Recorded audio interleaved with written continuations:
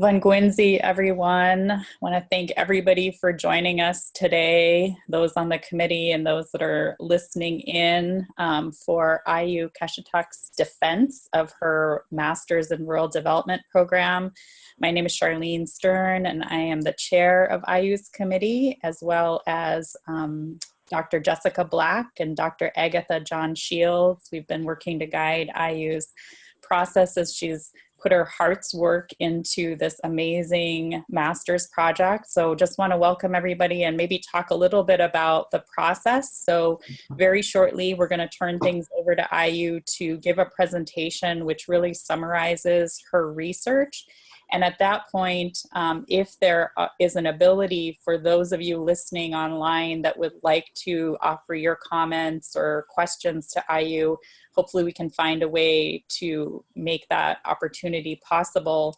And then once that portion is concluded, then we're gonna meet with IU as a committee to ask some additional questions and discuss her research. So that's kind of what the plan is, and just want to welcome everybody for this awesome opportunity. Masi. Wonderful. Uŋalaqłiq, thank you so much. Thank you to my committee for carrying me through this process. I'll talk a little bit more about that in a moment. But to anyone who has clicked on the link and wanted to make time to tune in, I'm really thankful that you're here. Uŋalaqłiq, I hope that your families are well. I hope that you are well, that you're feeling healthy, strong, and safe, and just really lifting you and your families and our community up during this time. While I'm going to be giving my presentation, my defense for my master's program, I am also going to be running the IT, the tech, which is new for me.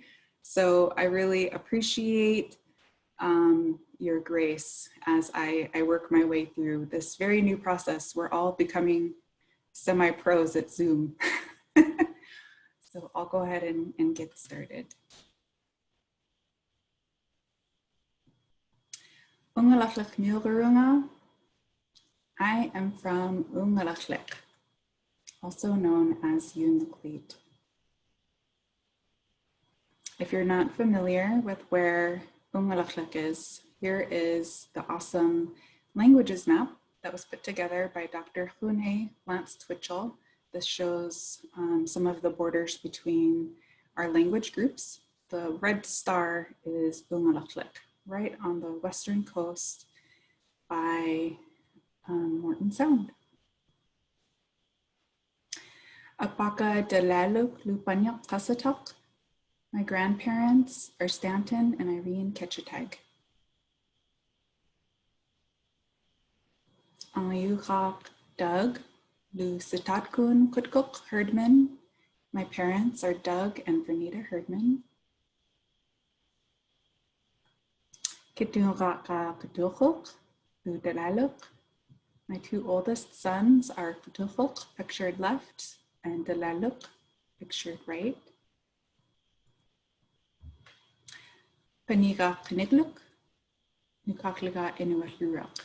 My only daughter is Knidluk on the left, and my youngest child, Iñupiaq, is on the right. Ayugarunga.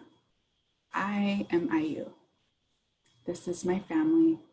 And this photo was taken of us up on Army Hill in Uŋalaqłiq. You can see Uŋalaqłiq off in the distance behind us. I want to acknowledge my committee. On the left is Dr. Kivġiq Charlene Stern. She is the chair of my committee and in so many ways has carried me through this program, as they all have at different times in different ways. In the middle is Chandelier, Dr. Jessica Black, a really wonderful friend and rock. She's always someone that I can laugh with and be strong with. And on the right is Dr. Kivġiq Agatha John Shields, who always knows exactly what to say, when to say it, and what to do and when to do it, to help settle my spirit like she did this morning by sending me a beautiful song to start the day. I want to lift up these incredible women who have been on my committee throughout this program and just really express how very thankful I am to them because of the material that I was covering in my research and the personal journey that it was taking me. I can't imagine a better group of women who deeply understand the challenges that higher education Western institutions like the university are for everyone, but in particular how challenging they are for Native students. And I'm thankful that these three women every single day work really, really hard to help the university system to transform from the inside out to be one that is better for our people and our kids. So I really want to, our kids, I'm a kid, all of us. So I just want to lift them up and really appreciate you. Masicho, haicho, Kliana Chuknek. When I put this slide together, I felt a little bit like a NASCAR person. These are my sponsors, no, I jokes. On the left, First Alaskans Institute. I have been blessed to work there since 2010. And every single day, I have the blessing and the opportunity to feel connected to my life's work in the work that we get to do together. They have been supportive of every step of my learning journey with our people through this program in every way. And I just really appreciate that and the work that we get to do together. On the right. This is Charlene. I don't mean to interrupt, but we're hearing that folks online aren't able to hear. So maybe we just pause for a second and Sure. Make sure that technology is working. Okay, yeah, thank you for letting me know.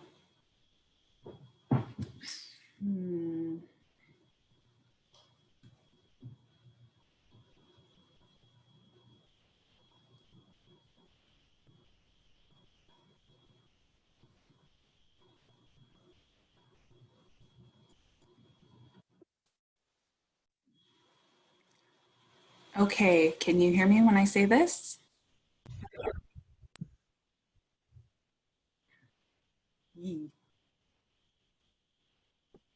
Let me go on Facebook IO really quick, and a couple people texted me that they couldn't hear, but if anyone's listening out there, can you let us know if you hear her?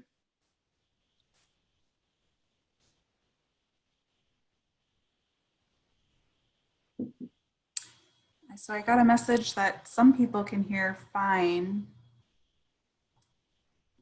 Let's see.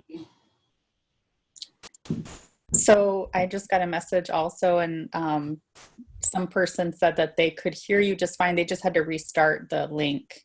So okay. I would say just go ahead and continue, Ayu. Yeah. Okay. Yeah, I'm getting messages that people can hear as well. Thank you.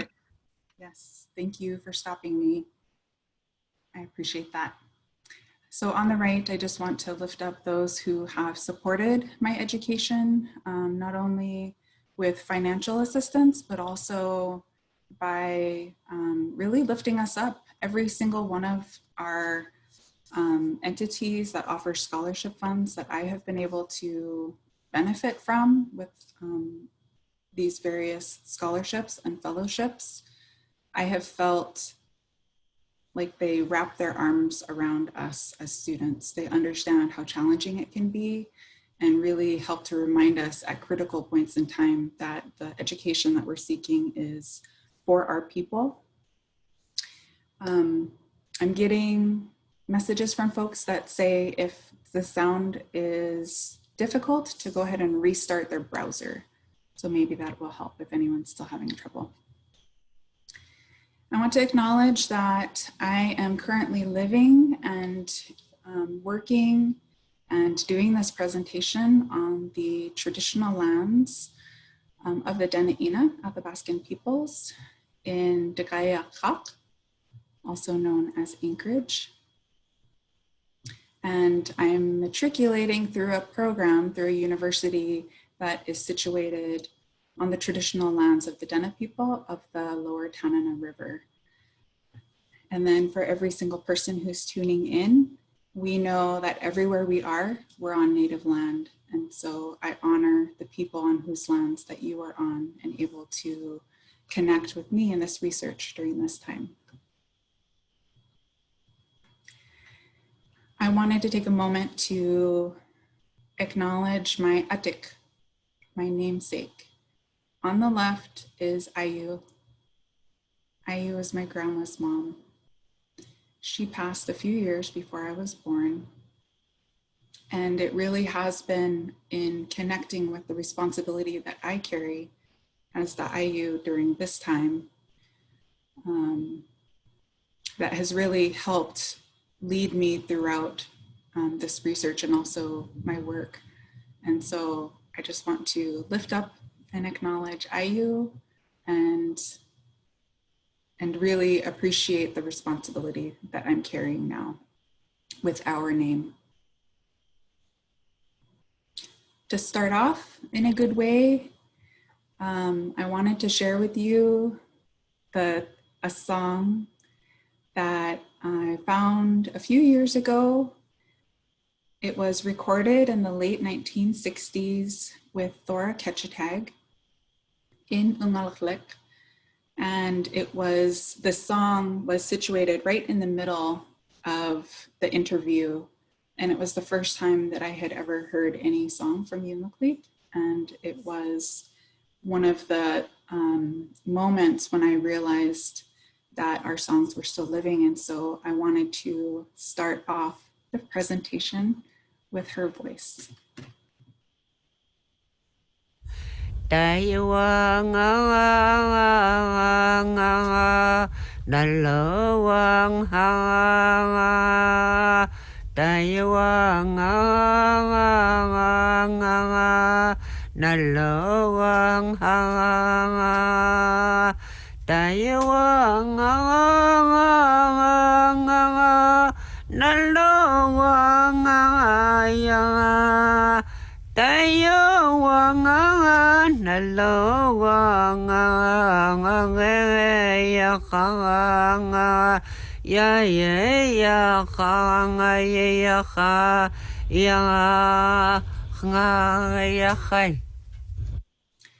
That song is titled Caribou Hunting Song. It was composed by Thora's mom, Kivġiq, in the late 1800s, mid to late 1800s. And so I wanted to play that song to connect us to the time that we'll be talking about through our time here. The song depicts hunting scenes. The hunter sights a caribou, a tutu, and stalks it. Then he shoots it, skins it, ties it, and carries it home to the feast. So it was intended to be sung at the Kivġiq, the Messenger Feast.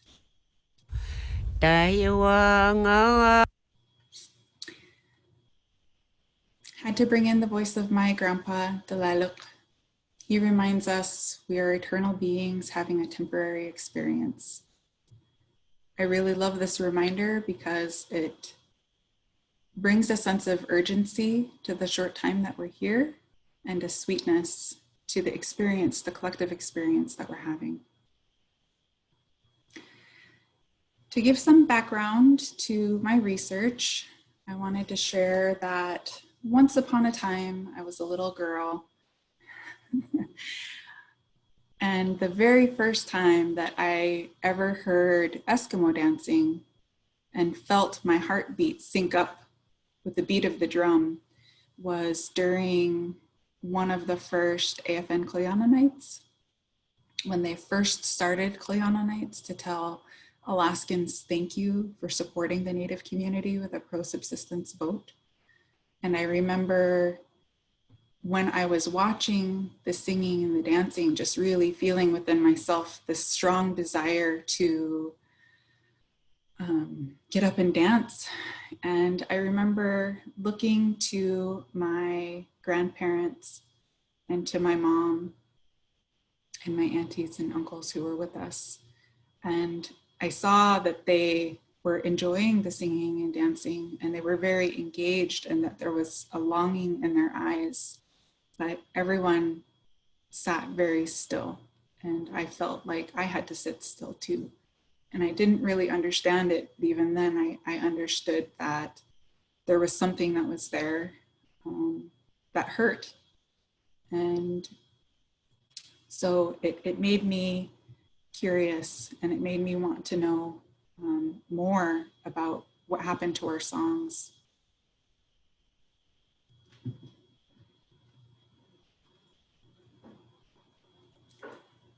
So I'm going to try this out. Bear with me.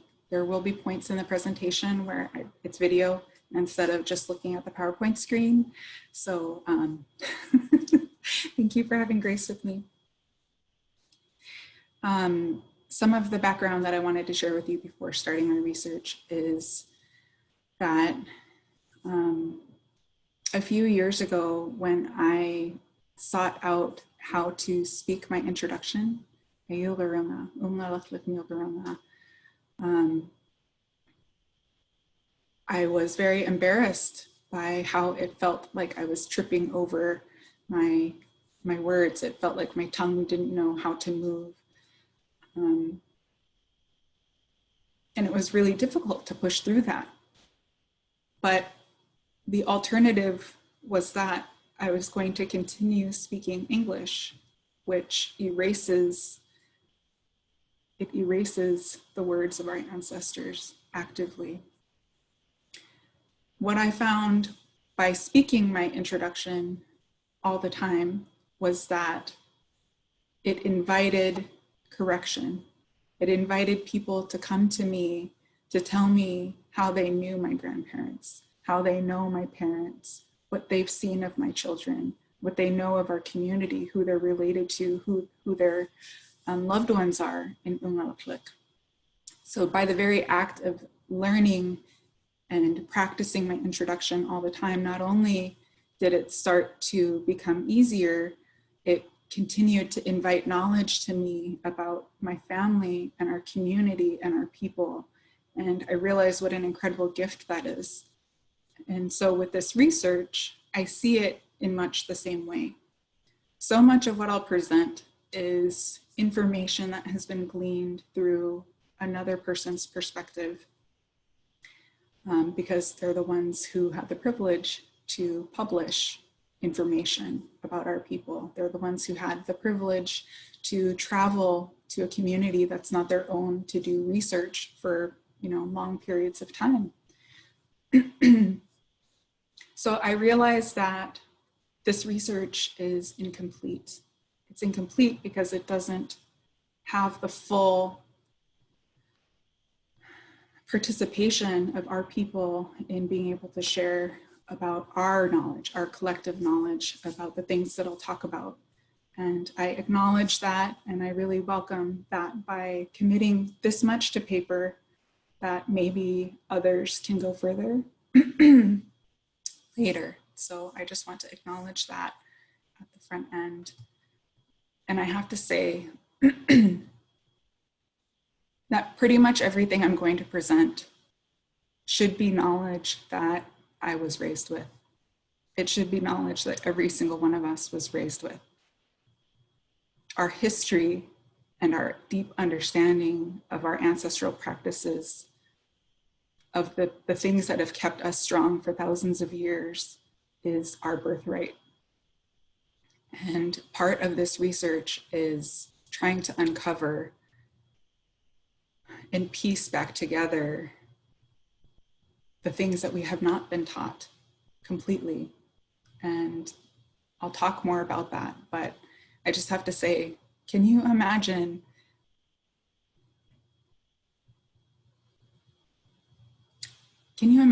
how much further we could be if we didn't have to spend so much time piecing things back together and understanding what has happened to our people. That when we encounter history that was not taught to us, when we encounter medicine that could have kept us healthy and strong throughout our life, that we then have to reckon with it. Can you imagine how much further we could be if we didn't have to spend so much time doing that and could set our sights on the fullness of who we are? That's part of what I want to contribute to.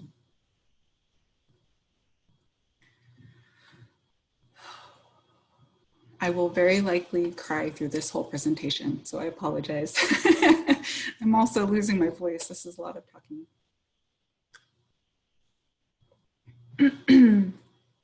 Okay, so, nope, sorry, let me go back. I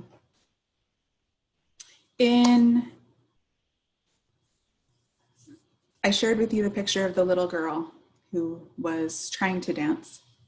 When I would ask my grandma where our singing and dancing was and what had happened to our singing, she would say, they're gone, that's no more. And it was very resolute, and it was very clear that we weren't going to have more conversation about it. And when I would ask others in our community if we still had some of our songs or our dances, and if I could learn them, I would hear much the same, that we don't sing or dance anymore. And so I grew up with this knowledge that our singing and dancing was gone.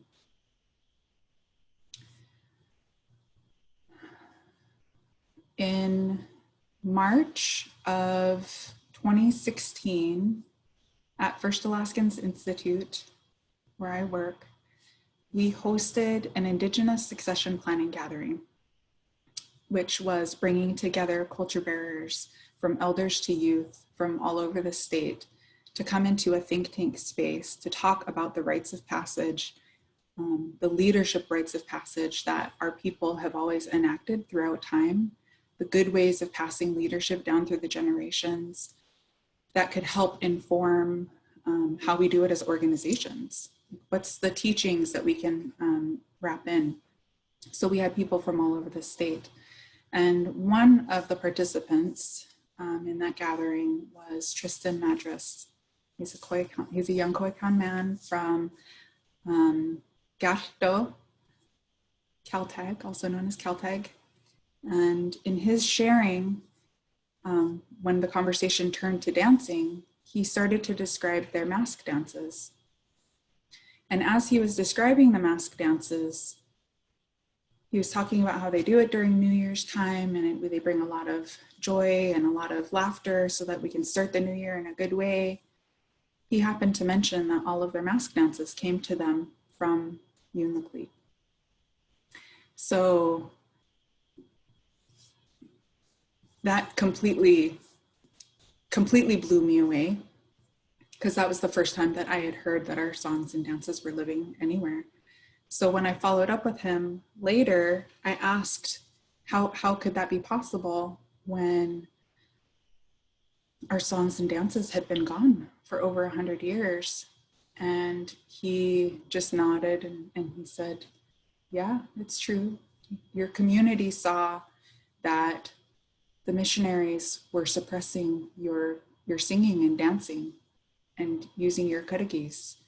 And so they sent 3 of your women to our community and to Nalado to be married. And those in your community told them to take the songs and to protect them. So that's how we came to have these songs and sing them every year. And your people would dog sled over every year to hear your singing and dancing for at least 30 years after that.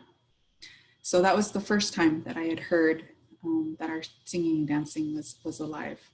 And I was really excited about it, but I live in Anchorage and, Uŋalaqłiq, and I was feeling like, well, maybe I'm the only one who is excited about this news. So I called our then president, Jacob Ivanov, and I told him what I had found out. And I asked him, do you think they would be interested in the community if I reached out to their traditional chief in Kivġiq to ask if they might be willing to share the songs back with us? And he said, yes, we should do that. So I did. I reached out to their traditional chief, Mary Rose Agnes. They also call her Grandma Rose. And after a long conversation with her, at first she didn't understand what I was saying, and she was saying that she didn't think that they had any songs from Uŋalaqłiq. But after a time, she said that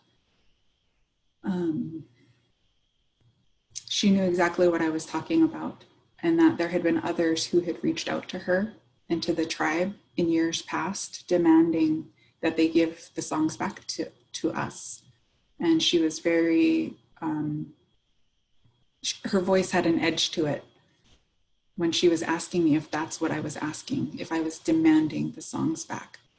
And I told her that I can't speak on behalf of my community, none of us could, but it was really difficult for me to imagine any of us wanting to ever take away from them something that was so precious, that connected them, when we knew what it felt like to have that taken from us. And that I felt personally that bringing our songs and dances back to Unalakleet could be a source of pride and healing and wellness for our people. And so through our conversation at the end, she said, okay, let's do it. We'll do it. So at that point, I reconnected with Jacob and gave him her number, but some time passed before we reconnected with Caltech, with Kivġiq. So when I was home in August, let me reshare my screen. When I was home in August of that year, I was home for a couple weeks, and I was just really feeling like, oh my gosh, I'm sitting on this knowledge. And I would ask people if they knew about it, and they said no, that they didn't know what I was talking about. And I was just feeling like I wanted to be able to share with more people that I had found out that our songs were being danced somewhere else. And so I reached out to Native Village of Unalakleet, our tribe, and I asked them to use the community center, the bingo hall, memorial hall,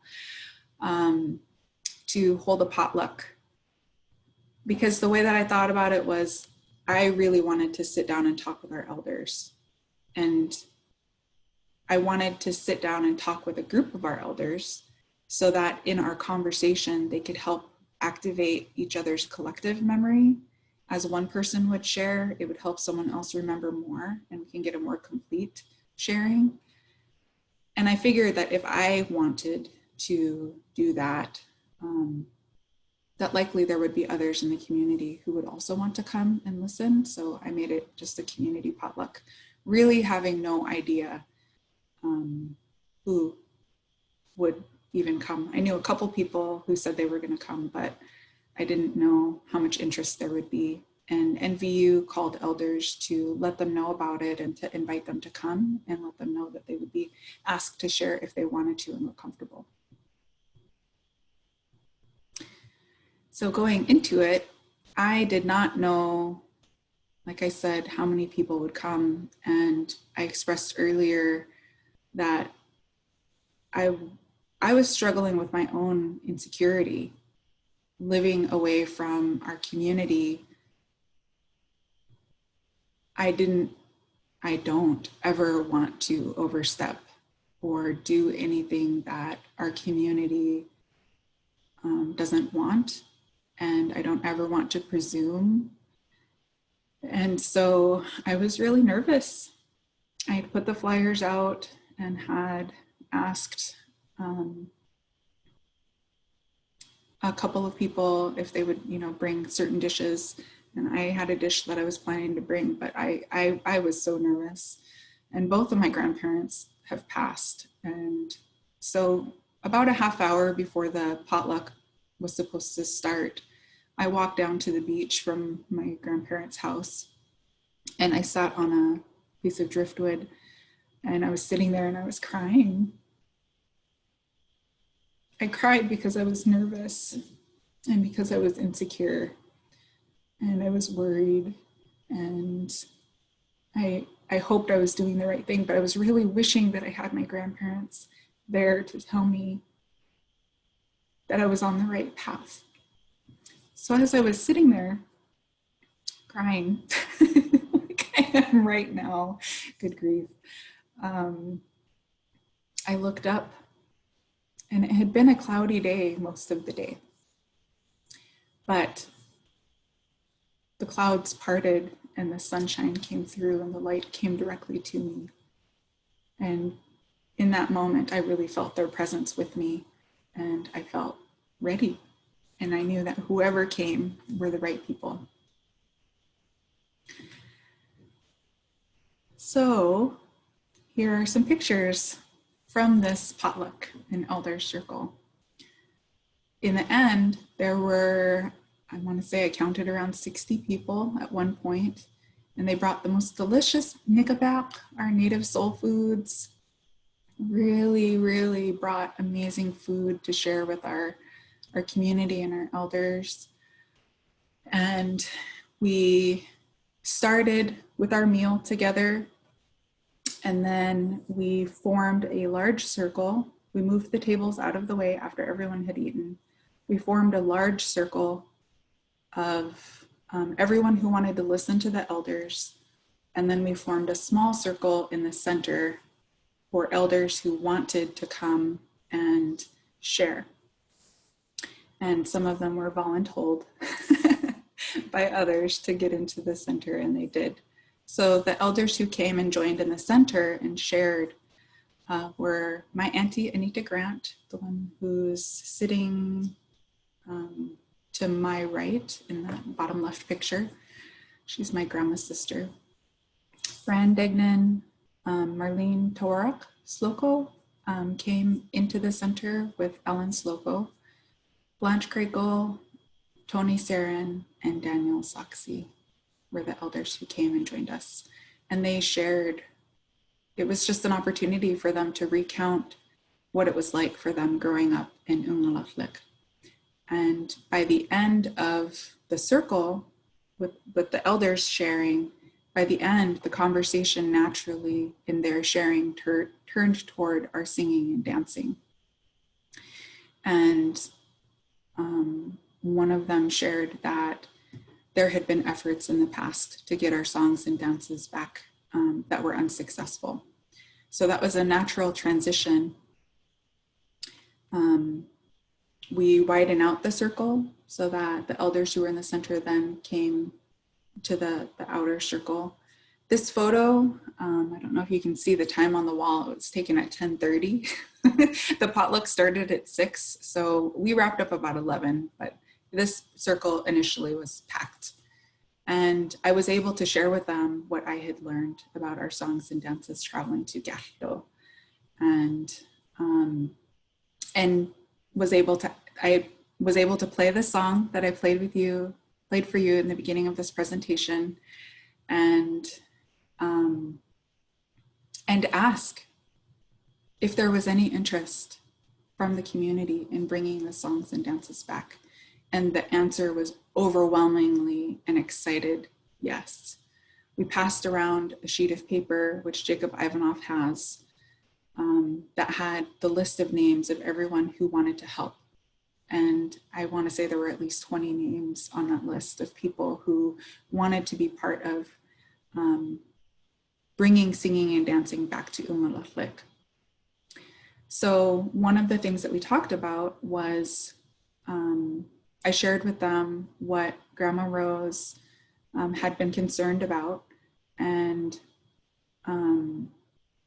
expressed that a good gesture might be to thank them for protecting our songs as long as they had, and what a gift it was to know that they were singing and dancing. And there was consensus with everyone who was there that yes, people from here should travel there to thank them, and then see if they'll continue to be willing to share the songs back with us. So after this meeting, Jacob and I spoke, and he asked that I reconnect with Grandma Rose, which I did, to let her know that we felt that our community was ready, that we had done it in a good way by bringing community together to make sure that everyone wanted to move in this direction. And it took a little while, but she was willing to receive us if we traveled there. So in October, let's see, that's 2 months later, after the community conversation, a small group of us, Jacob, Doug Kivġiq, my uncle, Doug Kivġiq, Carrie Pinipchuk, and Louisa Pinipchuk, chartered a plane over to Kivġiq to spend the day with members of their tribe, their president, Justin Asmelka, in Kivġiq, and then Mickey Stickman with Unalakleet, the chief of Unalakleet, as well as their other tribal council members and other community members who wanted to come and talk with us.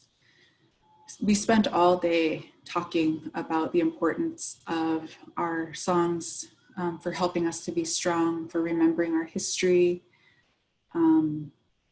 for instilling pride, for connecting us through ceremony. And they really expressed how important it was because they had cared for it in such a meaningful way that our community would also care for it in that meaningful way. So I wanted to share with you the video. After a full day of having conversation about the songs and the dances, we offered them a gift, a scrimshaw on baleen, a really beautiful scrimshaw on baleen piece from Uŋalaqłiq, to thank them for protecting the songs for us and to express our desire to have them share them back with us. And so this video was Justin Asmelka, their chief at the time in Kivġiq, offering that gift.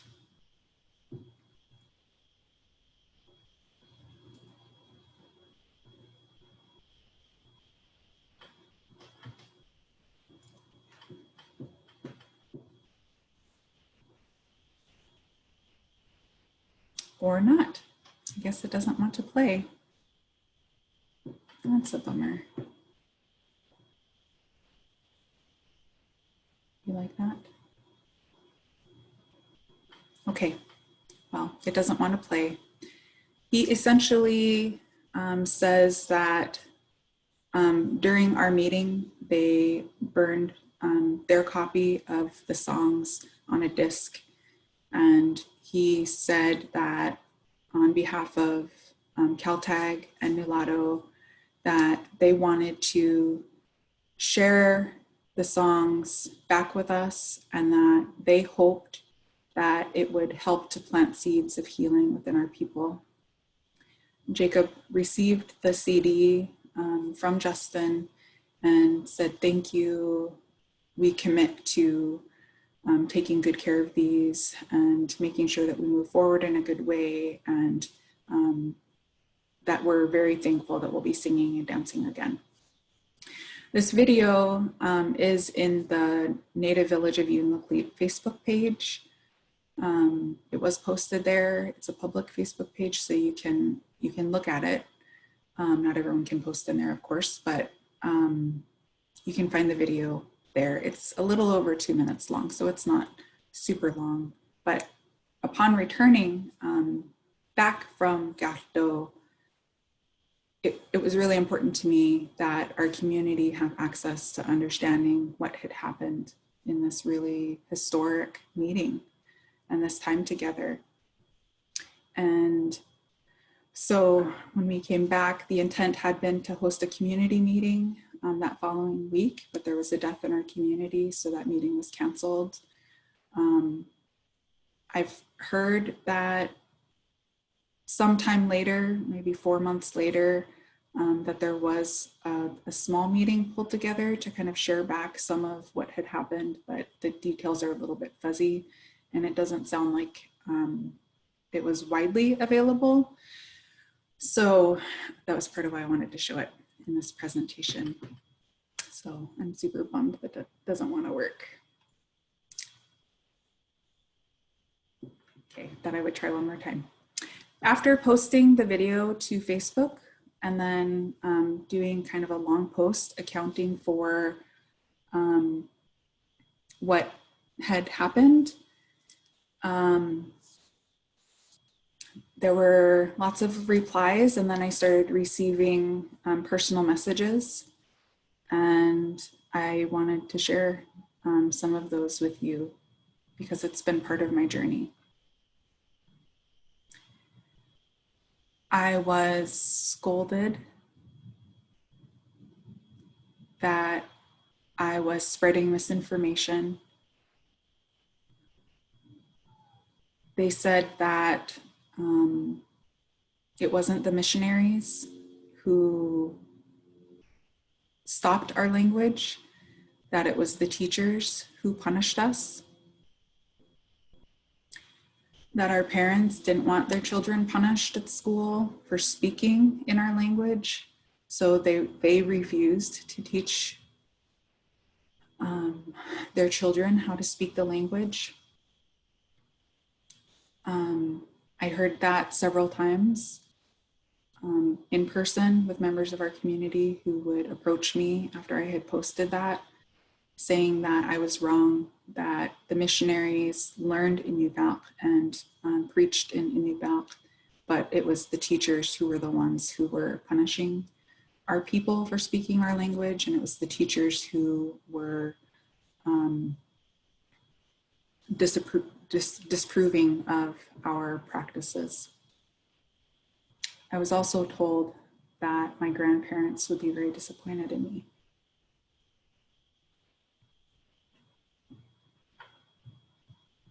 For what I was trying to do.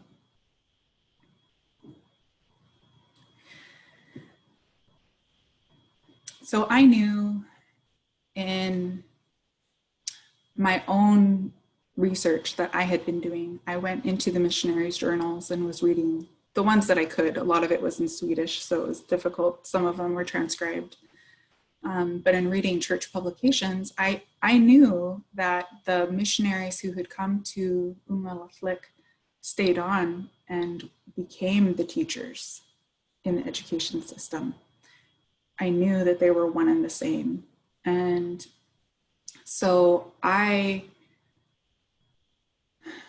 felt like there must be some reason that there is this gap in understanding our history, and it made me really hungry to seek it out and try and find out what actually did happen around the turn of the century, what actually did happen for putting our ancestral practices like our qargi, our community houses, which were places that the men would sleep and help to raise our boys, teaching them. The qargi was also the place of celebrations and of feasts. We would invite other communities to come. Our oral history tells us that in Uŋalaqłiq we had at least 4 qargis at least one point in time. And according to my grandpa, the Laluk, in the early 1900s, the missionaries dismantled the qargis in an effort to show that we had to put that part of our history behind us and to assert a level of power. So this research is in large part my attempt to piece together some of the history that is not widely taught in our schools to understand some of these practices that have been put to sleep, and hopefully to plant some seeds by sharing what other communities have done to encourage our communities who are looking at waking these practices back up for our healing.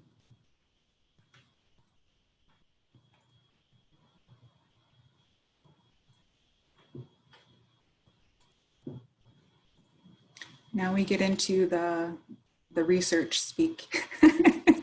I'm not very good at speaking this language. I really think my committee and the other teachers in the rural development program, because they sure do a lot of translating for us so that we can speak academia. The methodology for my research utilizes an Indigenous paradigm, which essentially just says that I'm centering Indigenous perspective in this research process.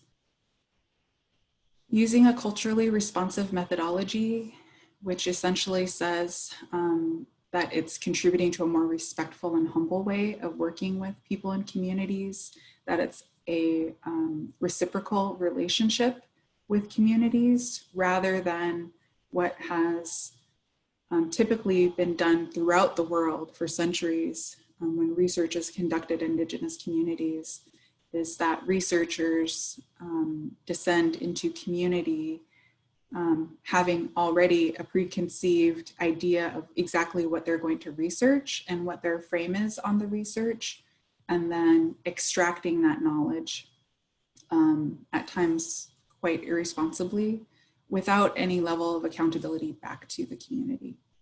So to me, Indigenous paradigm with a culturally responsive methodology really just means doing research in the right way.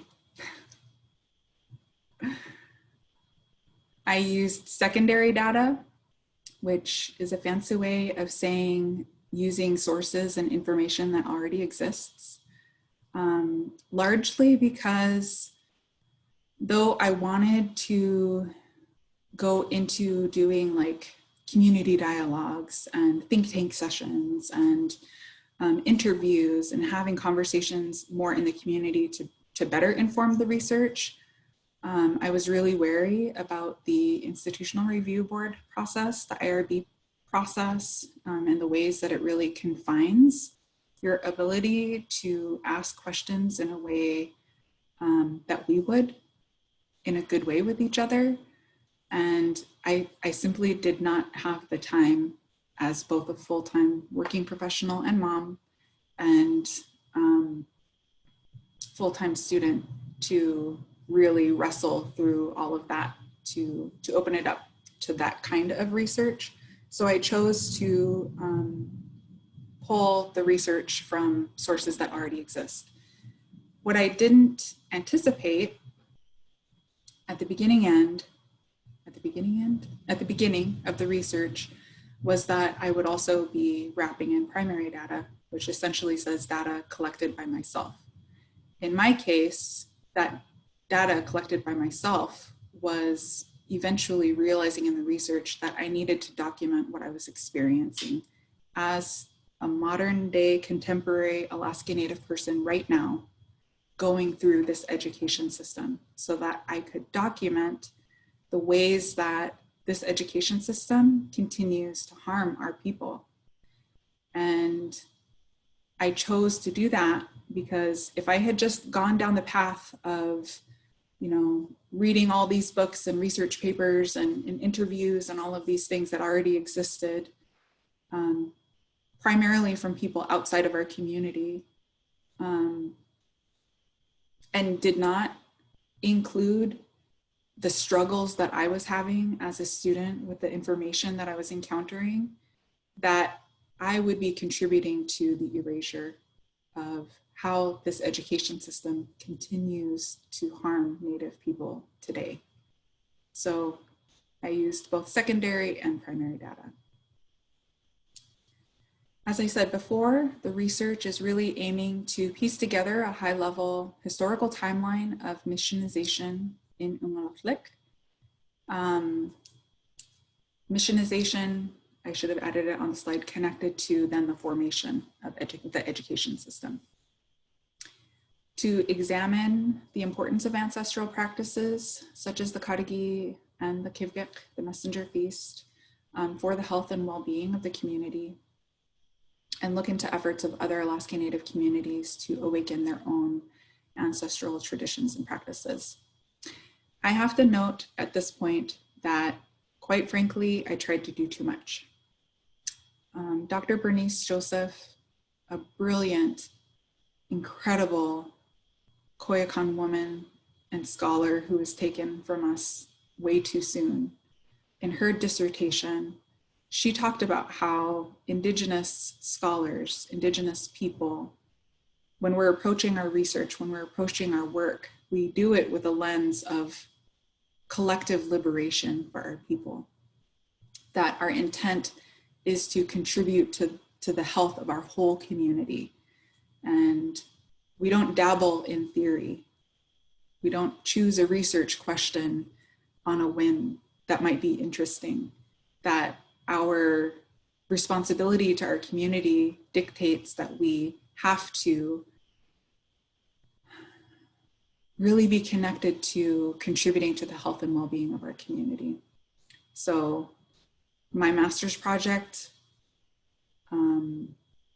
shows that that is definitely something that I wanted to do. I wanted to contribute in a really big way.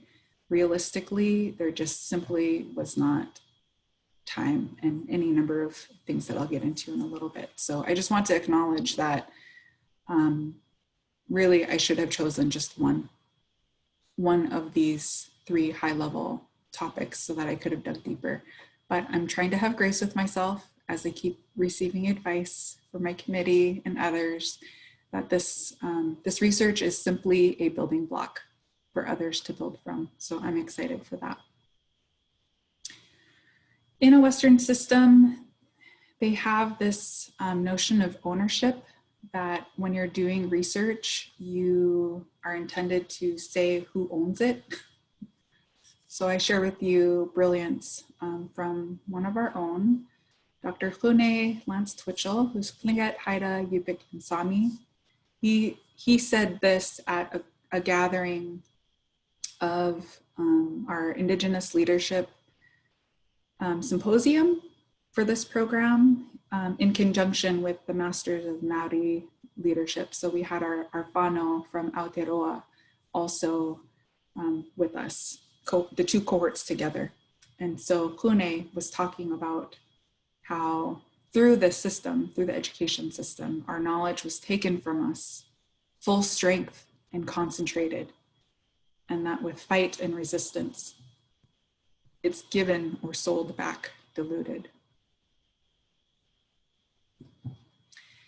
I think that ownership is a really funny Western concept.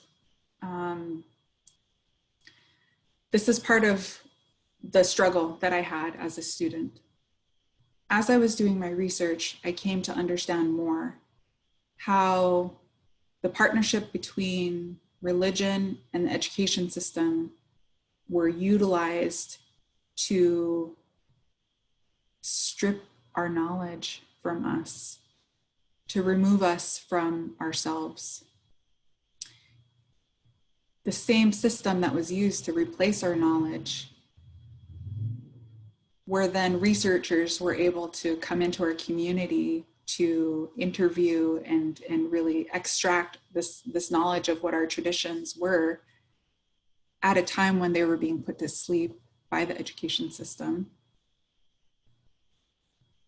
And that I am a student right now buying back into that system as a student, paying tuition to try and access this knowledge.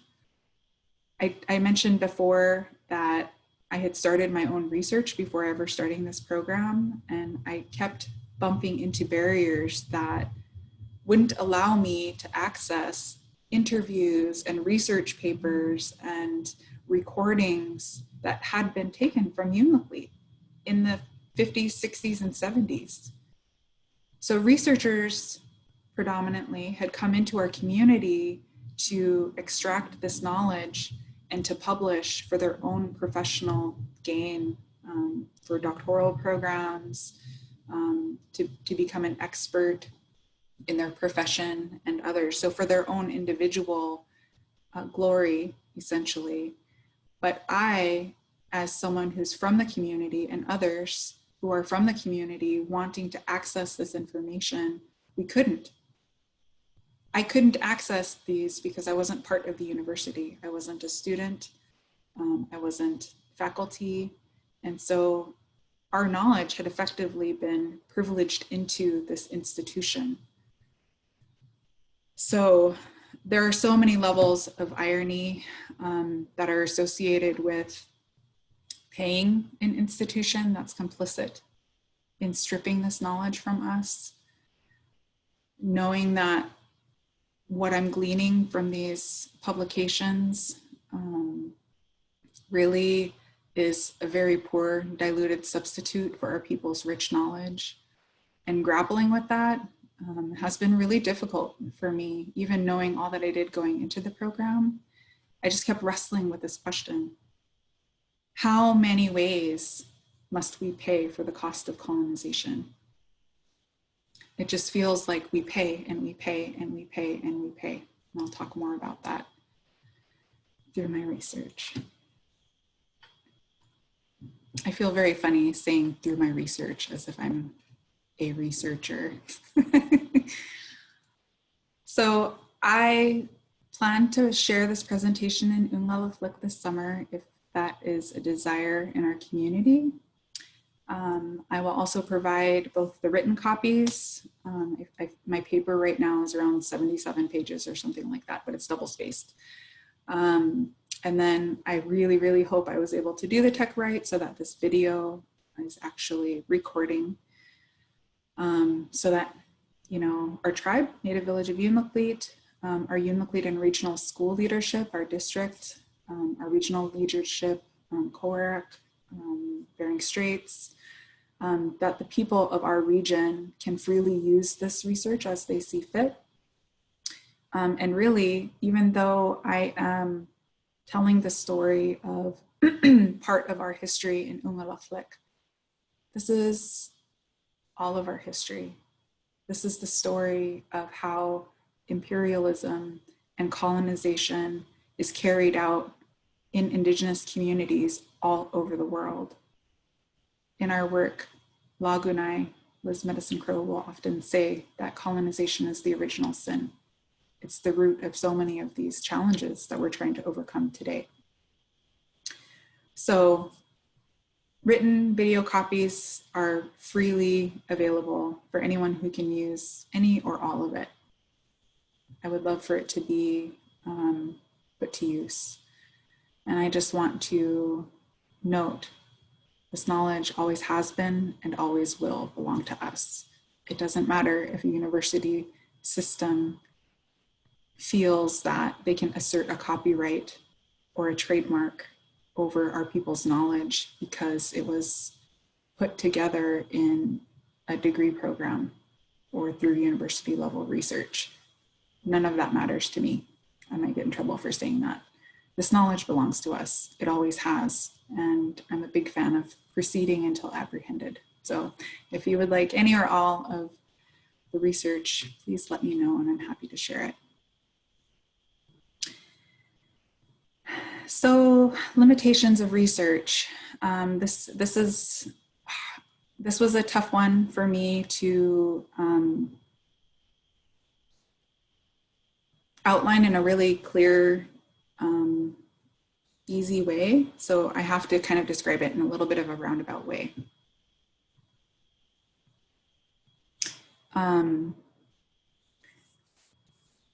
Traditionally, our education as Iñupiaq people was focused on excellence, as Leona Akakak would say. It wasn't focused merely on survival, but on excellence. We would carefully observe our children to see what gifts would be made visible as they were growing. And we would carefully match them with others in our community that could help them grow those gifts, whether they were peacemakers or sewers or storytellers, hunters, gatherers, that we really paired our people's gifts, which every single one of us are born with, to others who could help grow those gifts, because we recognize that those gifts don't belong to us. The gifts that we're given individually belong to our community. They help to make our community strong. So when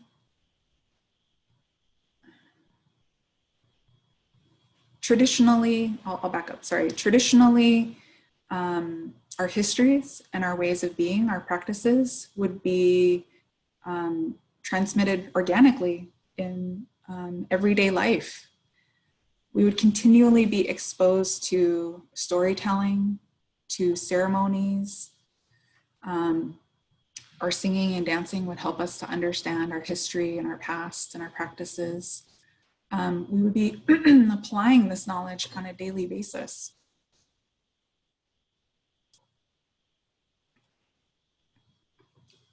Our children were always with us.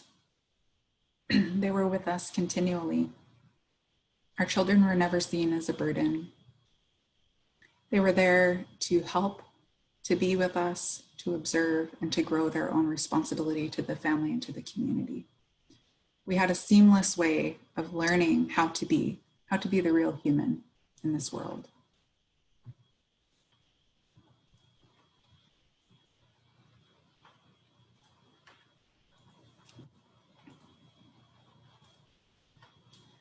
These photos are taken at St. Mary's Mission. The one on the left is in the early 1900s. The one on the right was taken in 1914. In the 1880s, the Commissioner of Indian Affairs started urging that all instruction be conducted in English for Native kids. By 1890, that was law. It was expected that all instruction would be conducted in English. For the photo on the right, probably can't see it, but the little sign that's on the wall in the back says, "Please do not speak Eskimo." This act of transmitting our knowledge in an education setting cut us off from the very languages that we've always used to express our thought, to transmit our information and good thinking. Separating us from our language separated us from thousands of years of the brilliant knowledge that's encoded in those languages that's been grown from our lands. That separation from our knowledge and our way of being has really far-reaching impacts. This is something I have been really reflecting on these last couple of weeks. Parents all over Alaska, the United States, the world, are now in positions where, many of our children are attending school online. So I've really been thinking, I wonder how it would feel for parents to observe their children in these learning environments and to imagine that the teacher who's on the other side of that screen talking to our kids is speaking in a different language and expects our children to speak in that different language, and that our children, our precious ones, are punished, sometimes very harshly, for speaking in our language, the language that we've always spoken. This is what happened in our education system. Traditional chief Paul John, who is Iñupiaq's dad, Iñupiaq from Kivġiq Bay. I love the way he said it this way. He said, "We Iñupiaq during this time are like paupers, borrowing another language when we speak. When we don't use our own language, it's like we remove our power in the eyes of our counterparts, borrowing another language even though we're Iñupiaq." There have been so many ways that we've been separated from our knowledge and from ourselves. And being separated from our languages is a really big one. So some of the limitations to this research includes separation from the language of our ancestors and the rich knowledge that's contained there. Our knowledge is our ancestral birthright. It was grown over thousands of years, and now it's being privileged into research papers, books, behind paywalls that you have to be a member or you have to pay an annual fee to access, tuition that you have to pay as a student to even access these virtual libraries. These research institutions have now been paid at least twice over. First, they were paid to actively replace our knowledge. There was a lot of human and financial capital that was put into the education system and its formation with the purpose of kill the Indian to save the man, to remove us from ourselves.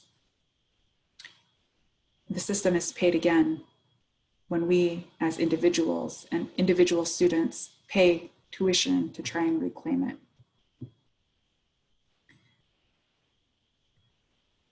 It blows my mind. Other limitations include having finite time energy and really trying to wrestle with the spiritual angst it takes to go into these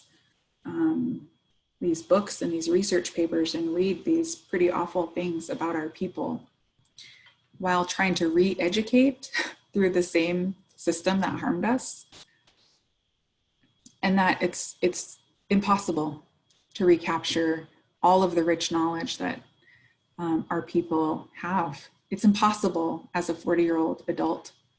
I have 13 years of formal primary and secondary education, and 9 years I spent seeking my undergraduate degree. And throughout that time, my mind was, inundated with someone else's idea of what the important knowledge is for our people, and filled with a toxic misrepresentation of Indigenous people. As a working professional, I've mentioned it's really difficult to be able to reclaim all that has been taken from us. A lifetime of knowledge has been taken. My ability to pass this lifetime of knowledge to my children has been stolen. I, along with all of you, should have been raised in environments that are infused with all of this knowledge that I now seek as a 40-year-old woman. And I simply don't have the time to be able to reclaim everything that's been taken. Another limitation is, frankly, that I have a deep distrust of the academy, a dislike of the academy, the university system, especially in doing this research for all that it has taken from us. This is my grandparents' cabin upriver, tucked into the whalebacks. This is my favorite place on earth. So positionality is a research term which says, are you an insider or are you an outsider to this research? Well, the answer for me is both. As an insider, our names connect us to all of our past and future ancestors. I have a responsibility to be the best IU that I can right now, because the IU who's coming after me, or the IUs who are coming after me, may be associated with me and connected with me. I inherited this fire to advocate with and for our people. This is something that our family has always done. Most of our families have always done, work to protect our way of life. And I'm very privileged in that in my work with First Alaskans Institute, we have the honor of doing a lot of work to help create healing spaces that explore Indigenous knowledge systems, that we create space to learn about the untaught history of Alaska, to understand intergenerational trauma, to kind of demystify complex history, to understand racism in all of the different ways that it shows up and has shown up throughout time, and that we make space to elevate our people's solutions to these issues. I really have a great honor in being able to do work for my profession that allows for us to create space to understand the history of colonization, its connection to missionization and the education system. So in these ways, I am an insider to this research. I mentioned I have a lot of experience in the Western educational system, as do we all. Plus, 11 as a parent, 11 years as a parent with 4 children in the same system. We are all deeply familiar with how this system perpetuates mostly a white Western perspective of history, science, art, and most other subjects. I'm also deeply familiar with the ways that the system, like much of America, mistakenly views itself as neutral and unbiased. In that, I'm an insider. Ways that I'm an outsider, I'm seeking this history that's written by people who saw it as uplifting the whole population out of barbarism to civilization. I'm effectively buying back my people's knowledge, but transmitted through the eyes and writing of people who didn't love or truly know us. Internalized oppression, our people were force-fed seeds of self-hatred through this system. That pain and that hurt ripples through the generations, and it shows up today. It shows up when growing up, I felt pride when people would tell me I was pretty for a Native girl or articulate for a Native girl. When I felt shame about being asked about ancestral traditions that I'm unfamiliar with, or translating something into our language, which I don't know. Seeing, Western standards of success held up as the measure that we have to strive for, but never truly attain. Lateral violence distances us from each other, and it distances us from our knowledge because of it. Lateral violence, if you're not familiar, is when this internalized oppression, the way that we've kind of swallowed these seeds of someone else's view of us, show up in the way that we hurt each other. So as an outsider to this research, I brace myself for lateral violence that comes when our hurt people hurt others without understanding where this pain is coming from. Grappling with grief and rage as I'm piecing together this research. This tweet from Leilani Sabzalian, who is a Kivġiq scholar, in responding to the tweet, white academics can't understand the fury and the lightning we feel when reading the trauma they've assigned us to read. When she said, this is also probably why it's easier for white academics to publish and make tenure writing about colonization. Archives don't haunt them. The trauma doesn't live in their bones. They don't have to put down the books to breathe.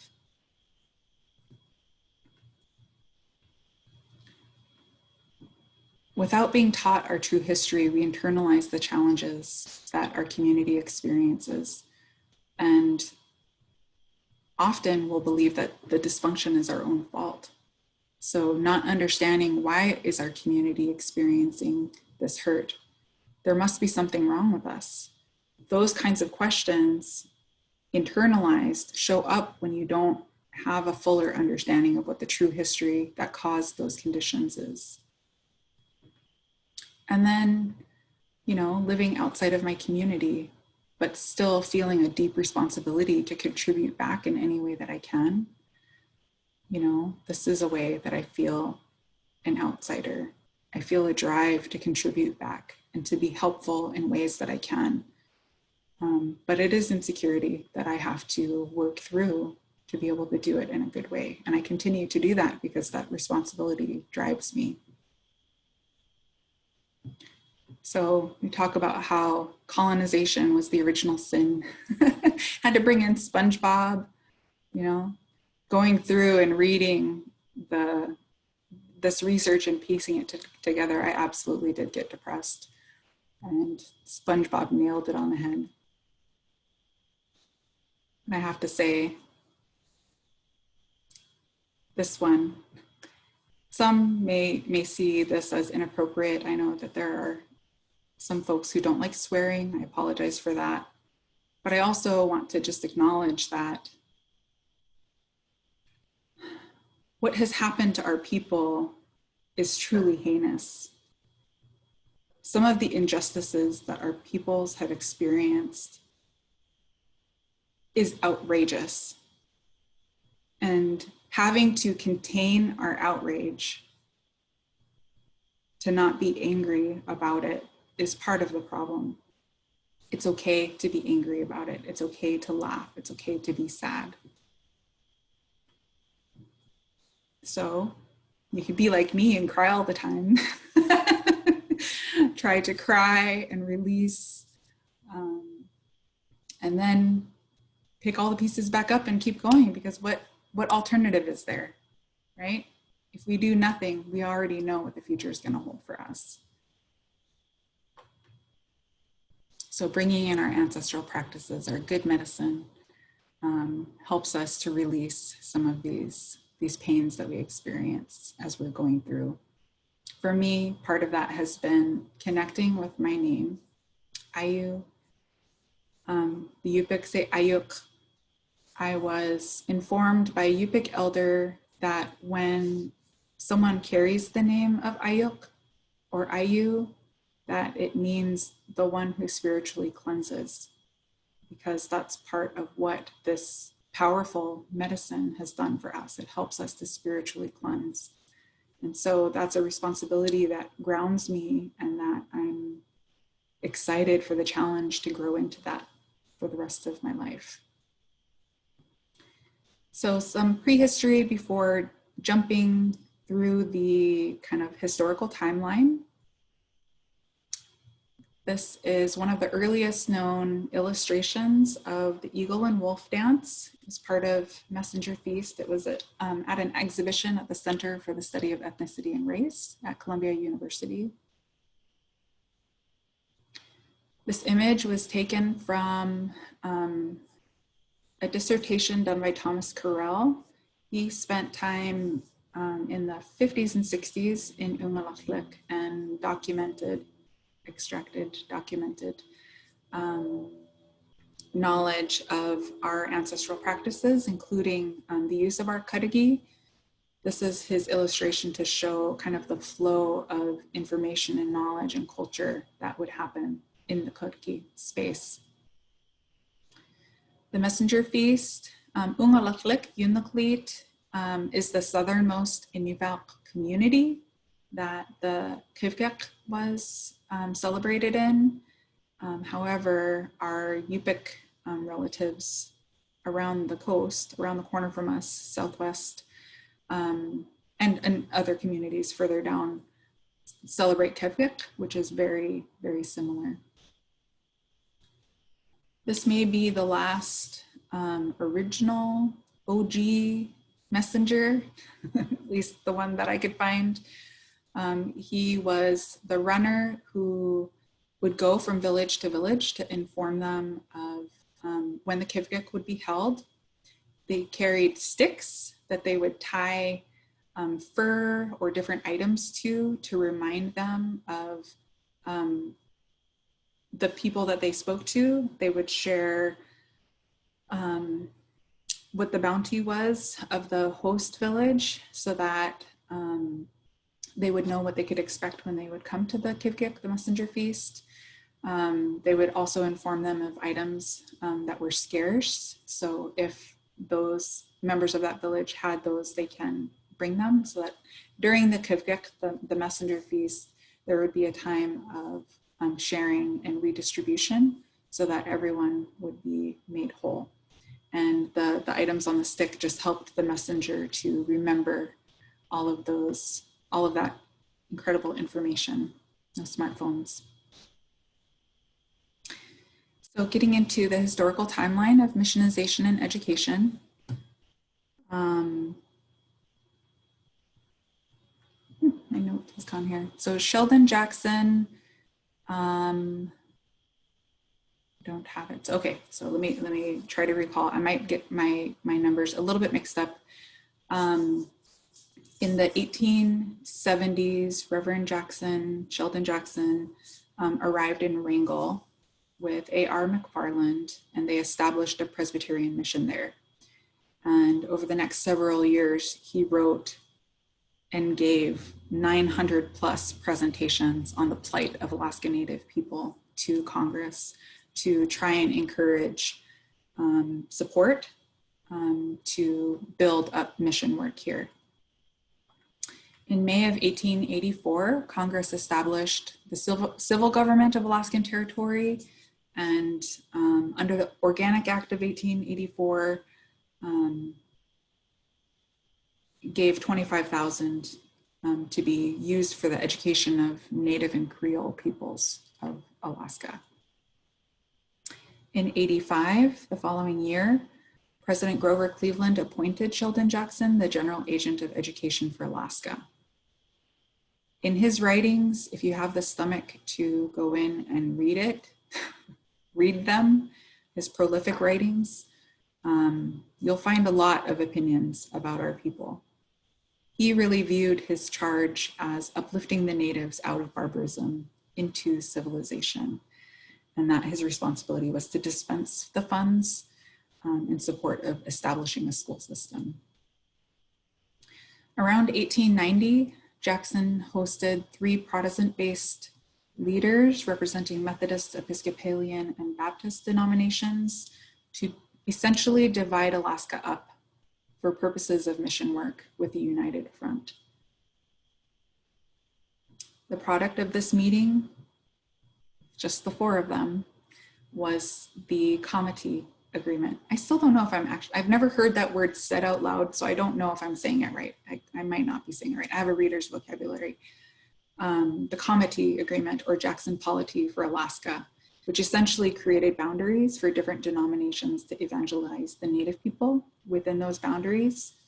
So this happened around 1890. Those boundaries shifted as other denominations came into the picture. They saw, as a note from that original meeting, I just want to say that a lot of this piece came from Tlingit scholar and amazing woman, Maria Williams, in the Comity Agreement, Missionization of Alaska Native People.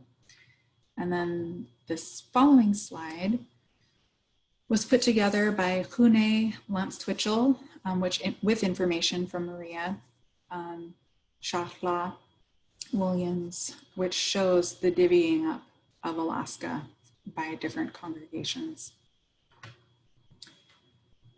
So in 1887, Axel Carlson and Adolf Lidell were Swedish Evangelical Covenant Church missionaries that came to Alaska. They arrived here and then split up. Axel went up north and Adolf went down to Yakutat.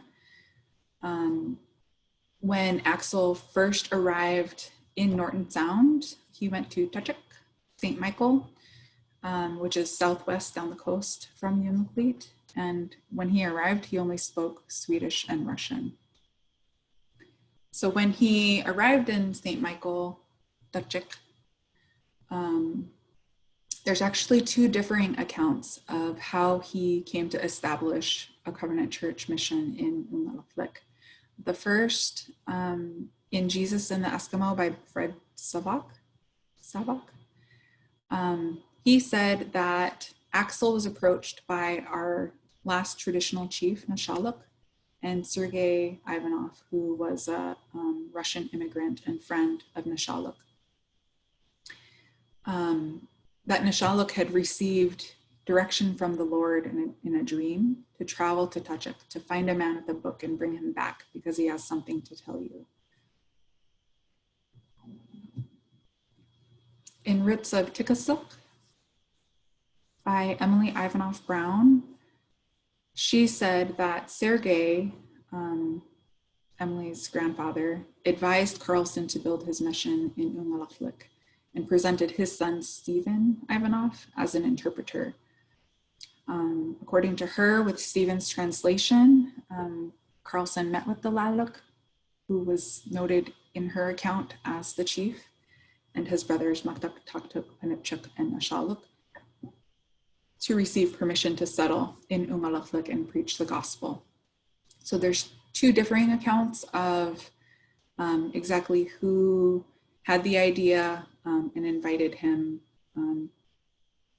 from Kivġiq to Uŋalaqłiq.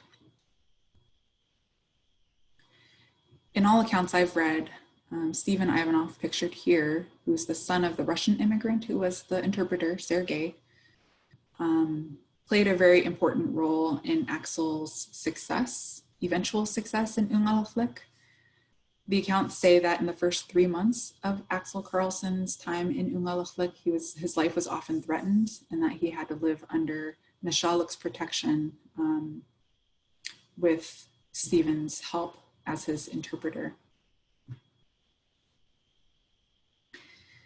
In the following fall, 1988, Carlson saved the life of Uŋalaqłiq, also known as Rock, whose father had been murdered. Uŋalaqłiq learned English. He began assisting Carlson as a dog sled driver and as an interpreter, and he became the first convert to the Evangelical Covenant Church faith. It would be several more years before others converted, in no small part due to his preaching. Uŋalaqłiq went on to become a very charismatic preacher. In fact, he was often called Paul of the Eskimos. One of the early converts mentioned that no one had wanted to listen to Carlson in the beginning because they only cared for our own gatherings, plays, and feasts. So from church publications, we can glean some of their early impressions of their time in Uŋalaqłiq. Carlson came to a people whose homes, hearts, and minds were benighted. They lived in gloomy igloos. Of the true God, their maker, they knew nothing. Neither did they understand much about the value of riches that his bountiful hand so freely had scattered around them. They had no schools. They could neither read nor write. Savage customs and superstitions prevailed among them, and so-called medicine men ruled over most of them. Through the generosity of white men, whalers, and others, the Eskimos had learned to like and make intoxicating liquor. On October 22nd, 1889 was the very first day of school established under the Covenant Church. Carlson and Reverend August Anderson gathered 29 of our children, 20 boys, 9 girls, into their newly built home to start school. On this day, this is what Carlson wrote. The children all got new names and some clean clothes and promised to wash their faces every morning. Can you imagine, many of us are parents, sending your child to school and the teacher, the authority of that school, having the arrogance to think it was somehow okay to rename your child? I just had to say it. I can't even imagine having that kind of arrogance. This is part of why when, after my divorce, I had an opportunity to change my name back to my maiden name. I chose instead to legally change to my Iñupiaq name, Ayu, and reclaim our family's original name, Qasataq, before missionaries anglicized it to Kivġiq. So in staffing the newly established schools in Northern Alaska, U.S. Navy commander who had traveled to the region urged Sheldon Jackson and the Episcopal Church to do something about the sad state of natives living there. So Jackson printed advertisements, making a call for volunteers to go to the barbarous Eskimo of Arctic Alaska. So within 3 months, there was a ship chock full of them heading to Uŋalaqłiq and Kingavin, Wales. I'm going to speed up a little bit at this point. In an 1890 report to the U.S. Office of Education, Jackson noted that major problems that they were having is that many Native children were not attending. So he requested that the territorial governor make compulsory, which just means require that Natives and Creoles of Alaska go to school. And that request was granted. In 1890, with government funding coming in and more missionaries who were coming, Carlson built the Children's Home, which is also called the Mission Home, as Hannah Swenson was its first matron and later married Carlson. Here's an image of the Swedish Evangelical Mission School in 1901 in Uŋalaqłiq. Look at all those beautiful brown faces. In 1898, the gold rush hit. Many missionaries, including Carlson, went off to Nome to try and stake their own glory through gold claims. This is something that caused a lot of bitterness in our community and other communities. According to Covenant Frontiers, Carlson used some of his riches from the gold rush and others to build the church building below in 1901, where he preached until he died in early 1910. The next missionaries to arrive in Uŋalaqłiq were Reverend Henning Gustafsson and his wife Hilma in 1910, just a little bit later that year after Carlson had passed away. At that time, only 5 Native children were living in the children's home, and during their, I don't know if tenure is the right word, during their time there, that number shrunk to 0 because they said the Natives had learned by that time to take fairly good care of the children in their own homes, because apparently we hadn't been doing that for thousands of years. So around this same time, Sheldon Jackson established reindeer herding by importing domesticated reindeer from Siberia. He said, "We must provide a change from the condition of hunters to that of herders, a long step upward in the scale of civilization. If we offer them the gospel with one hand, we must offer them food with the other." According to Dorothy Jean Ray in the Eskimos of Bering Strait, Jackson saw Natives not as ones with an integrated and workable culture, but as barbarians, savages, or an impoverished and almost extinct race. He looked upon Eskimo living conditions as being toward the bottom of the scale of human existence. Gustafsson, the reverend who was there just after Axel Carlson, had this to say, that evil dies hard is an old saying. The last missionaries found it so. One of those old evils that repeatedly threatened to ruin the work of the missionaries were the Eskimo feasts and dances with all that went with them. By 1915, Gustafsson could report that for the first time in their history, the Unalakleet natives had not held their yearly big feast and dance, and that he worked hard to make them understand that the dances and feasts brought much evil with them. It was also during this time, if you read Carell's dissertation, in Ray's book, she spent a lot of time in Uŋalaqłiq in the 1960s, and she spent time with Shafter Tishavik, who had been orphaned in Kivġiq, St. Michael, and he was the last messenger boy for the messenger feast that they held for Uŋalaqłiq in 1912. So you might wonder, why did so many Native people convert to Christianity? Ernest Birch felt it's primarily due to timing and worldview. Timing, American whalers had drastically reduced the bowhead whale and walrus populations. The caribou population was nearly exterminated. The introduction of epidemic diseases dramatically lowered our population numbers. It was really wild to write that during this time that we're living right now. And that missionaries had arrived at a time when our people were vulnerable to thinking that our belief systems had failed us. Related to worldview, Uŋalaqłiq, in his evangelism, did something that other missionaries couldn't that was really highly effective. In large groups of people at feasts and celebrations, he powerfully broke taboos in public and ridiculed medicine people to prove and demonstrate that he was protected by the Bible.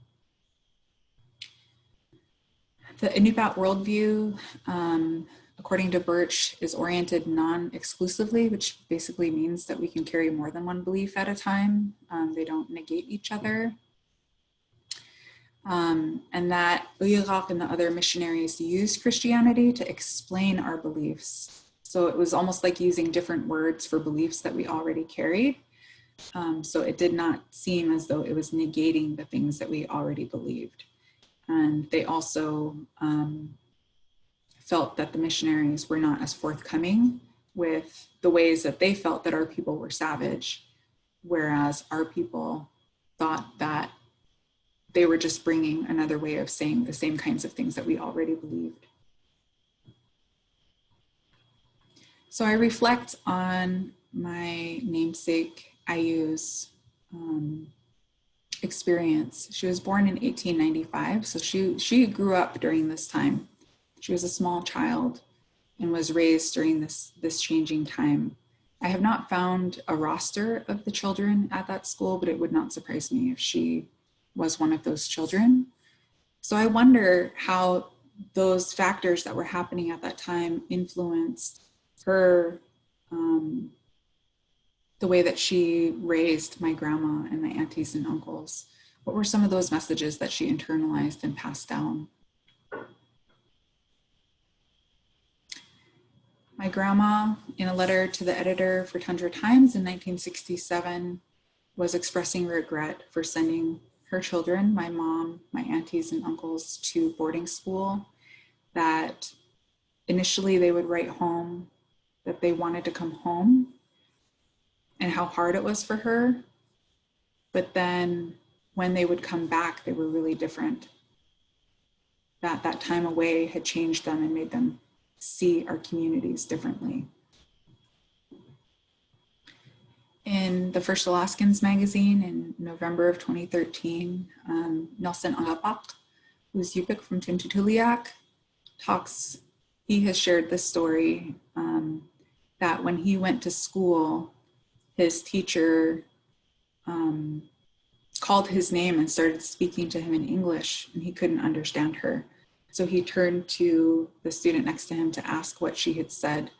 And the teacher was so upset that she hit his hand with a ruler and it split the skin on his hand, causing a scar that he still has today. That in that moment, he decided that when he was 16, he was going to quit school. And it took him a little while to muster up the courage to tell his grandfather. And what his grandfather said to him was, I was really hoping that you would learn enough of this tongue to tell these people that we're people with feelings. And Nelson would share, if he had told me any other way, I would not have stayed. But because of the way he did, he ended up staying. Ernestine Hayes, this is a brilliant quote from The Tao of Raven, a book that she has written. After all, Indian education isn't designed to teach Native children to be white. Indian education is designed to teach Native children to want to be white. So this is the internalized oppression that we talked about. So as we turn towards healing, what does healing look like? There are so many good sources of medicine for us. Mike Jackson, I love the way he says this. Katush, Uncle Mike, Pa Mike from Kivġiq Cake. When our people are fully restored to who we really are, it will be as though we have been through all time. The healing will be that powerful and that complete. The wholeness has always been within us and will live and breathe through our future generations. At First Alaskans Institute, in our Elders and Youth Conference every year, we separate the entire conference, upwards of 2,000 or more people, into men's and women's and now LGBTQIA+ houses, where we can, in a conference setting, make space for the brilliance of our people's knowledge, to have men's houses, to women's houses, to create deliberate space for us to talk about what our experiences are, what are the roots of some of these hurts, and what are things that we can do together to overcome them. In Kivġiq last January, we hosted a qargi at a woman's house, a dear friend's house. We invited others to come and join us to just create qargi space as had been done in the past. And, you know, we'd only planned on it being a couple hours, but it lasted well into the night, and they were planning on rotating where they would continue to host qargis. This has also happened in Uŋalaqłiq. We've hosted men's and women's houses up there, and those continue as well. So in terms of communities who have brought back ancestral traditions, one such example that's timely because of the census right now is Norvik. They're an Iñupiaq community who, recognizing that the census was going to put the nation's eyes on their community, they wanted to celebrate in a traditional way by singing and dancing, by bringing that back. So they sought the permission of the Quakers, the Friends Church that's there. Having received that, they sought permission from the tribe. Receiving that, they then put the word out to neighboring communities, asking for help to teach how to do the singing and dancing, to gift songs to them, and then also to make drums and regalia in anticipation of the census. So this is one of the dance practices. Folks came in from outside, neighboring communities. I think there was 2 dance teams from Kivġiq who came and were teaching the dances. So at the census kickoff, other dance groups from other communities came to dance in solidarity with them. These were the Kivġiq dancers. The next community who has worked to awaken some of these traditions is Uŋalaqłiq. In the 1980s, their leadership was interested in bringing their Kivġiq, their Messenger Feast, back. But at that time, that practice had been asleep around 80 years. And so they sent a team of people across the North Slope to interview elders to try and glean as much information as possible about how it had been traditionally done, so that they could recreate and awaken that practice in a modern context.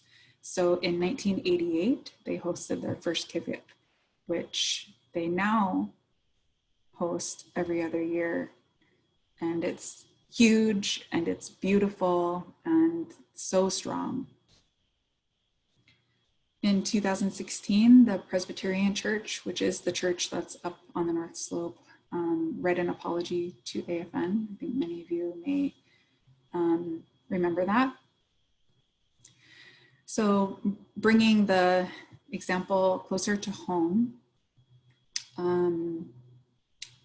in 2017, we had received a request from the school district to come and spend time with our Unalakleet kids, because there was an uptick in bullying that was happening in the school. And they wanted us to come and use our hosting processes to talk with the youth.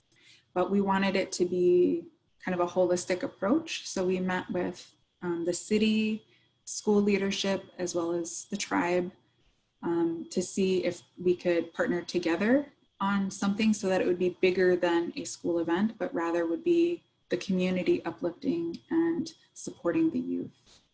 So when we traveled to Uŋalaqłiq, we spent a full day in the middle and high school. We spent the morning with the middle schoolers and the afternoon with the high schoolers. With the middle schoolers at first, and we replicated it in the afternoon, we asked them this question. In 2117, 100 years from now, what will Unalakleet be like? We put them into small groups, gave them poster paper and markers, and asked them to take really good notes of what their conversation would be. Some of the responses that came back from this question was There will be more people and less social communication. Unalakleet will look like a ghost town because everyone moved on. Subsistence will be low. Our languages will be hanging on by a thread. The land is cracked up and there's climate change more. Most of the old village is covered by water. We're not living through our values. There's pollution. We've forgotten our language. Our animals are endangered. Unalakleet is going to be gone. It will be drowned. So as we were walking around and reading these notes from our youth, they were pretty bleak, and we were surprised because the way that we had intended to frame the question was, what do you want Unalakleet to be like? But that's not how we asked the question. This is how we asked the question. What will it be like? So we had to take that moment to step back and really hear what our youth were telling us. They were telling us the future that we can expect to see based on the lived experiences that they have right now. And we had to really honor the wisdom of what they were sharing with us. So we brought them back together and reframed the question. We did a part one to kind of capture what they had already been talking about, and then part two to go back into their conversations and ask, what do we want our future to be? So they went back into their groups and they were really excited and had a lot of energy. And they were saying things like, we're learning our Iñupiaq values and leadership skills. Our elders are speaking more. There's less drinking and drugs. Our language and culture is alive for a long time. We have flying cars and hover objects. Our salmon and our caribou are strong. We're dancing and singing again. We have passionate Upiq and Iñupiaq dancers. Igloo has a drive-through. Elders will be more experienced with phones. So a very different outlook once we reframe that question. And so we spent time with them asking, okay, well, if this is the future that you see based on now, and that's the future that you want, what are some of the things that need to change? And nearly all of the things that they said need to change are related to living our culture. So bringing our language, bringing our singing and dancing, connecting to each other as we always have culturally. So the next day, we hosted a dialogue at the community hall that was open to everyone to share what the youth had shared with us and talk about how we as the community could support the youth. Some of the topics that were raised were protecting subsistence and teaching the kids how to advocate as well as practice their subsistence, bring singing and dancing back, addressing drugs and alcohol use, and establishing a culture camp once and for all. And First Alaskans Institute pledged to give $1,000 to kicking off a culture camp when the community is ready. So some of the findings are, my motivating factor for this research was really to seeing firsthand where there were gaps of understanding what had happened historically. I wanted to help contribute to our understanding of the history. And I also wanted to help put some of the pieces together around how some of these ancestral practices have kept us strong. While there's a general awareness of missionaries' role in suppressing our practices, there really had not been as much understanding about Sheldon Jackson's role or the fact that the missionaries became the teachers in the education system. And so it was an attempt to kind of piece together some of that timeline. And then, I didn't anticipate while writing my research that my own experience of wrestling with what I was reading and having to translate into an academic language through academic writing, through the Chicago, formatting and APA formatting and all of these things, the toll that would take on me, and that would become part of what my project was. So some of the recommendations for future research are to go any one of the topics that I have addressed, really to sorry, I forgot to reshare the screen. Any of the topics that I covered to go more in depth, I wasn't able to. Like I said, I really bit off way more than I could chew to give the depth that it needed.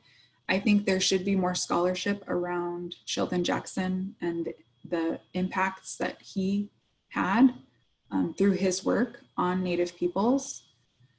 There are, you know, we've had a lot of conversations with leadership of the Covenant Church around what it would look like to bring healing and reconciliation to the community, to make space, healing space, to talk about and acknowledge where the church has caused harm to our people, and to create healing space that can reconcile, that we can both have faith and practice our, be who we really are as Iñupiaq and Iñupiaq people. I think that there's a lot of opportunity to dig more into that.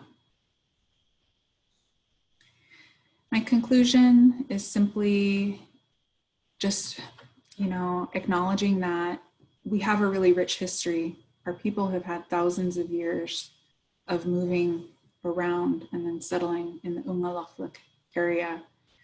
You know, practices such as the qargi helped us to be strong. They helped us to be intentional about our relationships with each other. It created space for us to be together in meaningful ways. That continues to show up in modern day in other ways, but it could be something that we bring in more intentionally. Kivġiq as a celebration, I know the tribe is working on trying to bring that practice back to life, to awaken that practice. And I'm really excited for that, and also really eager to help in any way that I can. Our youth, they have a really sophisticated understanding of what's happening right now and what we can expect if things continue to be the same. And I think wrapping them in and going on this healing journey with them together can really help us. So our Maori whānau down in Aotearoa, New Zealand, have shared that you know, they were very similar to where we are right now. About 30 years ago, they found themselves at a crossroads, and they really were not able to find space to build the kind of school that they wanted to build for their people. So they started with these language nests, immersion nests, and so they were really feeding our babies with the knowledge and growing them that way. They were able to build a marae, which in many ways is very similar to a qargi. They built a marae on a cleared landfill site, and in doing that, they brought together the men, the elders, and the young men, the children, and they were learning together in real time as they built it together. So they were actively living the culture as they were building it together. I see that as something that can absolutely and should absolutely happen in our communities. Good friend of mine, Uŋalaqłiq, Warren Jones, who's Iñupiaq from Hooper Bay, he's been doing a lot of research and writing and work around bringing the Kivġiq, which is like the qargi, the Iñupiaq Kivġiq, back into practice with Iñupiaq, in some version in Uŋalaqłiq. So there are a lot of people who are interested in helping to create qargi kind of spaces that can help us to be healthy and strong. And then I guess finally, I would just say making healing spaces for us to be able to talk about the truths that we have experienced is a really important step, so that we don't continue to navigate our world not understanding where these challenges have come from. They come from something. And at First Alaskans Institute, we've been trying to build a foundation in a really good way in relationship with our traditional healers from all over the state to create a truth, racial healing, and transformation process that will invite and create space for our people to be able to speak truths to the experiences that we've had, and the rest of Alaska to bear witness and re-educate ourselves on what has really happened in this place, and really create a place that's centered on our healing through truth. So those are some modern day efforts and opportunities, and any way that I personally can be helpful, I'm happy to. I wanted to share my grandpa's writing. I keep this on my desk. It's in front of me every single day. He wrote all the time. I love it because of what it says, but also because his thought was incomplete. And I feel like that signifies to me the need to write the rest of this story, to write the end of this story. Sorry, I wasn't sharing the screen. Let me do that so you can read it. We must change our directions little by littles. Like mountains, these problems are before us. We start out our climb now, for there may not be tomorrow. Physically climbing, the heartbeat seems faster than our steps.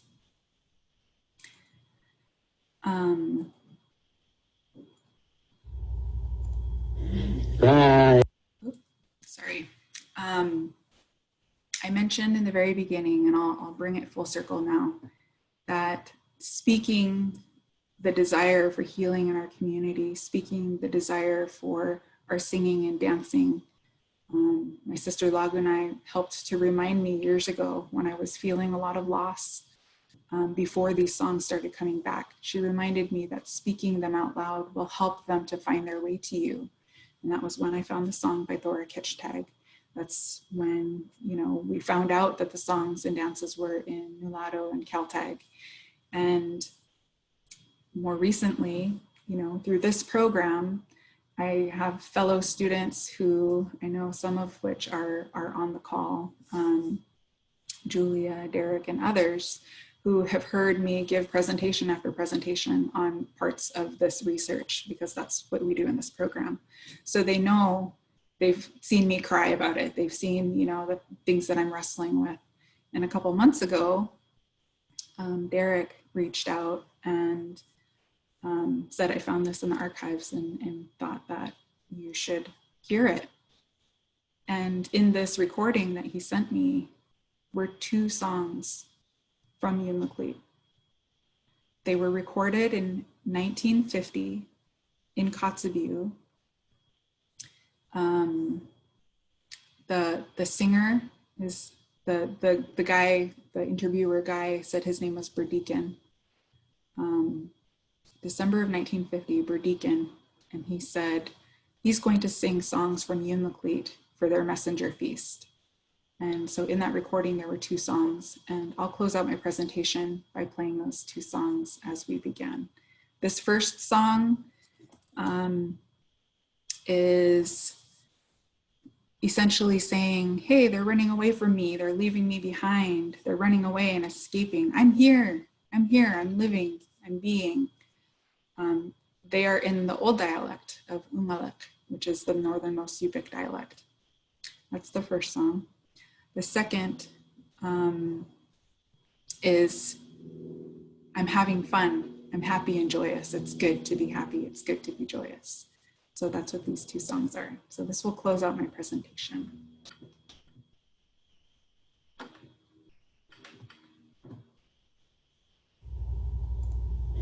Kaya kanga kimagang kanga, kaya kanga kimagang kanga, kaya kanga wanakapinga yanga, kaya kanga kimagang kanga, kanga kanga.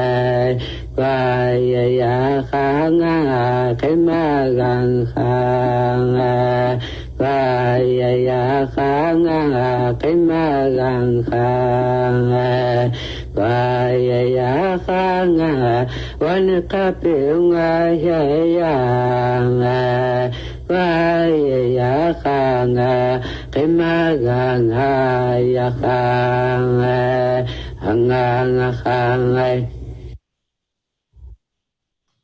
That's the first one, and this is the last one. Ang lananunanagele kananga Ang lananunanagele kananga Ang lananunanagele kananga Yesayanga yakanga Yesayanga yakanga Anganga kanga Ang lananunanagele kananga Ang lananunanagele kananga Ang lananunanagele kananga Yesayanga yakanga Yesayanga yakanga Anganga kanga Ang lananunanagele kana Ang lananunanagele. That concludes my presentation. Uŋalaqłiq for sticking with me, those of you who were able to the end.